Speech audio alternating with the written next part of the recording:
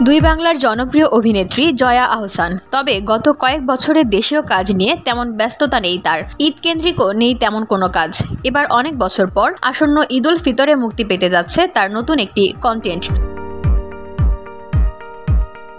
ভারতীয় OTT platform হইচইয়ে Ashfaq নিপুণের পরিচালিত জিম্মি ওয়েব সিরিজে দেখা যাবে তাকে। বিষয়টি হইচইয়ের পক্ষ থেকে নিশ্চিত করা হয়েছে। সম্প্রতি প্ল্যাটফর্মটির পক্ষ থেকে তাদের ফেসবুক পেজে একটি পোস্ট করা হয়, যেখানে আশফাক নিপুণের কয়েকটি ছবি শেয়ার করে ক্যাপশনে লেখা দেখা যায়, এই ঈদে কি হবে, জিম্মি আসছে, যা বানিয়েছেন আশফাক নিপুণ এবং যা মিস করা একদম চলবে না।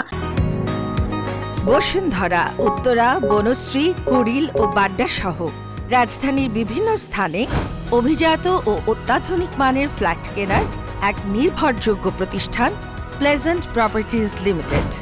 তাই আপনার স্বপ্নের আবাসনের জন্য আজই যোগাযোগ করুন।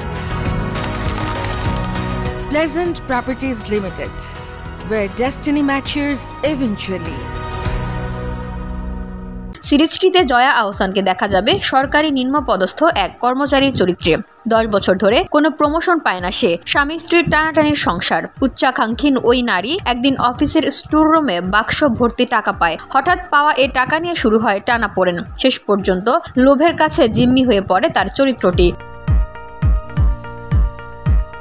VOD Bangla news desk.